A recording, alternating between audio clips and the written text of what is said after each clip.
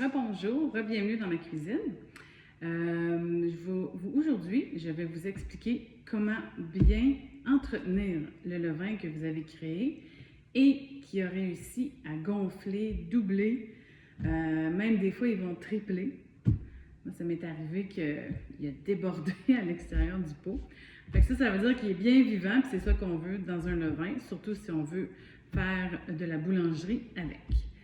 Donc, ce que ça vous prend pour nourrir votre levain, petite parenthèse, vu que j'y pense tout de suite, le levain, vous pouvez le laisser au frigo quand vous n'en servez pas, si vous savez que vous n'allez pas faire de boulangerie ou de pâtisserie avec avant au moins dans les prochains jours ou semaines, ça se conserve très bien au frigo. Ça, à vrai dire, c'est ça qui fait en sorte que le froid arrête la fermentation. Donc, c'est la seule façon de le conserver sans être obligé de le nourrir à tous les jours. Donc, moi, mon levain, je le garde dans un pot comme ça, dans le frigo.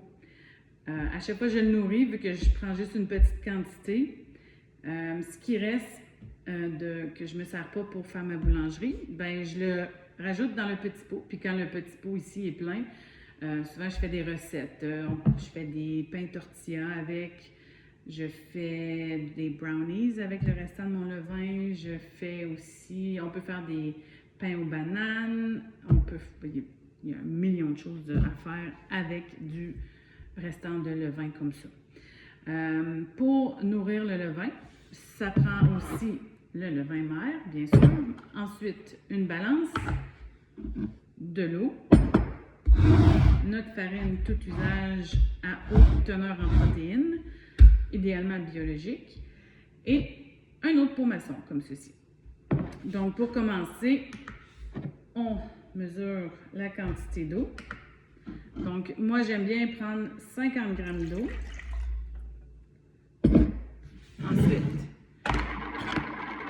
j'ajoute à mon 50 g environ 10 g de levain. Comme vous pouvez voir, il n'est pas très vivant, ce levain-là. Il n'y a pas de bulles, il n'y a pas grand-chose.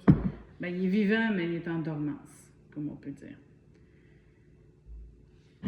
Donc, ça ici. Et ensuite, on rajoute notre farine. Donc, environ la même quantité qu'on a mis d'eau. Donc, 50 g d'eau, 50 g de farine et, on va dire, environ 10 g de levain. J'en ai un petit peu trop mis.